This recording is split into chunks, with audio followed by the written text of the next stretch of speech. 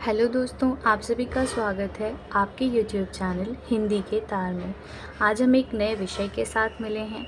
आज का हमारा विषय है पीठ पत्रकारिता। आज इस वीडियो के माध्यम से हम लोग पीठ पत्रकारिता के विषय में जानने का प्रयास करेंगे। हम यह जानने का प्रयास करेंगे कि पीठ पत्रकारिता किसे कहते हैं, इसकी विशेषताएं क्या हैं और यह होती क्या है। ओके, तो अगर आपको लघु पत्रकारिता भी पीठ पत्रकारिता से जुड़ी हुई होती है, उससे संबंधित उत्तर चाहिए, वो भी मैंने चैनल पर अपलोड किया हुआ है। यदि आप लोगों को नहीं मिलता है तो आप लोग कमेंट सेक्शन में कमेंट करिएगा, मैं उसका लिंक भी डिस्क्रिप्शन में ऐड कर दूँगी। ठीक है, चलिए इसी के साथ शुरू करते हैं और जानने का प्रयास करते हैं पीठ पत्रकारिता के विषय में। एक जागृत मीडिया का विवेकशील संपादक अपने पाठकों, श्रोताओं तथा दर्शकों के लिए समाचारों की प्रस्तुति पूरी ईमानदारी के साथ करता है। वे लोग जो समाचार का खुलासा ईमानदारी से नहीं करते, वे पीठ पत्रकार की श्रेणी में आते हैं। पहले पैराग्राफ से ही आपको कहीं ना कहीं अंदेशा हो गया होगा कि पीठ पत्रकारिता क्या होती है। ठीक है, अगले में बढ़ते हैं। पीठ पत्रकारिता की श्रेणी में आने वाली मीडिया की समाचार, हिंसा और तोड़फोड़ की खबरों में ही दिलचस्पी रहती है। इससे जुड़े पत्रकार तथ्यों को तोड़ मरोड़ कर समाचारों का लेखन इस प्रकार करते हैं कि जिससे उनके पाठकों, दर्शकों और श्रोताओं की विकृत मानसिकता को पोषण मिलता रहे। पीठ पत्रकारिता की कोई आत्मा नहीं होती। समाचार को उत्तेजक बनाकर प्रस्तुत करके पीठ पत्रकारिता उसे विकृत बनाती है तथा प्रेम, घृणा और सहानुभूति का कृत्रिम रंग भरकर समाचारों को चटपटा बनाती है। शब्दों पर आप लोग ध्यान दीजिएगा, चटपटा बनाती है। इस विधा में मुख्य समाचार को पीछे ढकेल दिया जाता है। तिल का ताड़ बनाना, पर्वत को राई की तरह चित्रित करना, समाचारों को रंगना इस ढंग से जिसमें आदर्श और व्यवहार में सामंजस्य ना हो, यही पीठ पत्रकारिता का काम है। बहुत ही सरल भाषा में लिखा हुआ मैंने, और मैं आशा करूँगी आप सबको समझ में आए, क्योंकि आप लोगों के लिए मैं इतनी मेहनत से इतनी सरल भाषा में उत्तर लिखने का प्रयास कर रही हूँ, जिससे आप लोग अच्छे तरीके से समझ सकें, आपको रटने की आवश्यकता ना पड़े परीक्षाओं में। आगे बढ़ते हैं। गणेश शंकर विद्यार्थी का एक कथन है पीठ पत्रकारिता से संबंधित। अधिकांश बड़े पत्र धनी मानी लोगों द्वारा संचालित होते हैं। धन से ही वे निकलते हैं और धन के ही आधार पर वे चलते हैं। इससे आपको समझ में आ गया होगा कि पीठ पत्रकारिता होती क्या है। ऊपर से अभी तक मैंने जितना बताया उतने में आपको काफ़ी हद तक समझ में आ गया होगा। आगे बढ़ते हैं। ओसवाल्ड गैरी सन विलाद ने पीठ पत्रकारिता को गटर पत्रकारिता की संज्ञा दी है। उत्तेजना और स्फुरण तथा सनसनीखेज वातावरण पैदा करने वाली पत्रकारिता के पुलिट्ज़र जनक माने जाते हैं। यहाँ आपको एक और उत्तर मिल जाता है कि पुलिट्ज़र को पीठ पत्रकारिता का जनक कहा जाता है। यद्यपि उनका लक्ष्य सामाजिक और आर्थिक विषमता को दूर करना था, जिसके लिए हर बुराई का उन्होंने मुस्तैदी का पर्दाफाश किया, किंतु इसी ने उत्तेजना और सनसनीखेज फैलाने वाली पत्रकारिता को भी बढ़ावा दिया। पुलिट्ज़र के पत्र दी वर्ल्ड तथा एक अन्य पत्रकार हर्स्ट के पत्र में जो आश्चर्यजनक समाचार सुर्खियों में प्रकाशित किए जाने लगे, उन्हीं से पीठ पत्रकारिता का जन्म हुआ।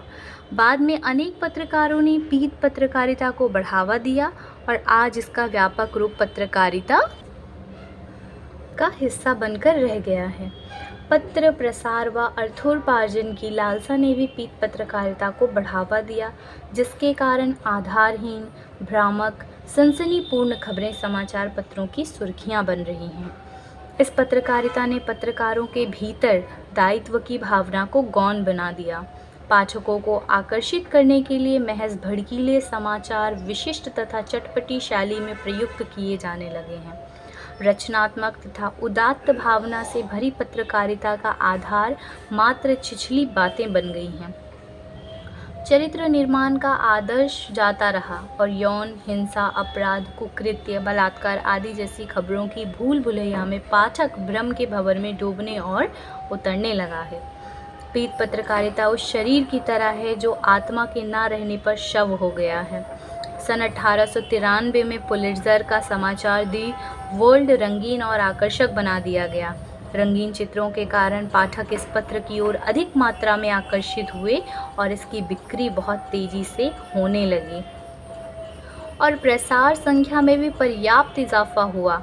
इस पत्रिका में एक और गोल मटोल ढीले ढाले वस्त्र पहने दंतहीन बालक के चित्र को प्रत्येक कार्टून का पात्र बना दिया गया। बालक के कपड़े को गोल पीले धब्बे से सुशोभित किया गया। सनसनीखेज और उत्तेजनापूर्ण पत्रकारिता का इस बालक को प्रतीक बना दिया गया। यही येलो जर्नलिज्म यानी पीत पत्रकारिता के नाम से जाना गया। ओके। हर्स्ट यह विचार ही ना कर सका कि पीत पत्रकारिता से समाज का वातावरण दूषित भी हो जाएगा।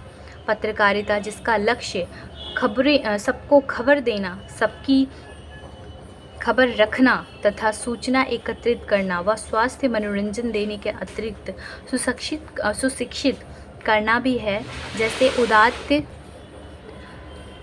मूल्यों की हर्स्ट ने अनदेखी कर दी, जिससे पत्रकारिता की गरिमा और स्वामित्व को खतरा उत्पन्न हो गया।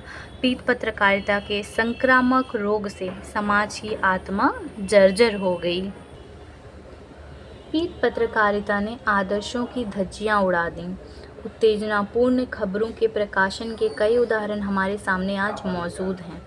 पत्रकारिता मिशन के स्थान पर व्यवसाय बन गई। पब्लिसिटी के स्थान पर प्रोपेगेंडा को स्थान दिया जाने लगा।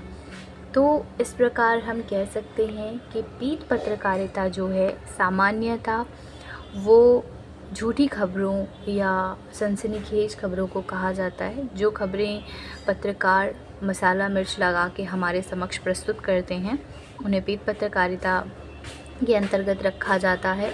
और दूसरी सबसे महत्वपूर्ण बात, इसके जो जनक हैं वे आप लोगों ने देखा, मैंने उत्तर में बताया हुआ है। इसके जनक कौन है? पुलित्ज़र। पत्रकारिता का जनक पुलित्ज़र को कहा जाता है। तो इसी प्रकार से बहुत सारी चीज़ें, पीत पत्रकारिता की शुरुआत कैसे हुई, कैसे यह आगे बढ़ा और कैसे यह आज के समाज में विद्यमान है, हमने इन सारी चीज़ों को जाना और बहुत ही सरल भाषा में जाना। तो मैं आशा करूँगी कि आप लोगों को समझ आया हो, और यदि समझ ना आया हो तो कमेंट सेक्शन में कमेंट करिएगा। मैं आप लोगों के लिए इस विषय पर वापस से वीडियो लेकर आऊँगी। ओके, अभी ये वीडियो यहाँ समाप्त होती है। अगले दिन आप लोगों से एक नए विषय के साथ मिलूँगी।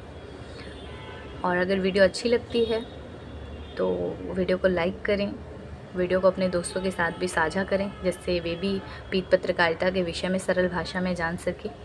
और अगर चैनल पर नए हैं तो चैनल को सब्सक्राइब भी करें। बहुत बहुत शुक्रिया आप सभी लोगों का।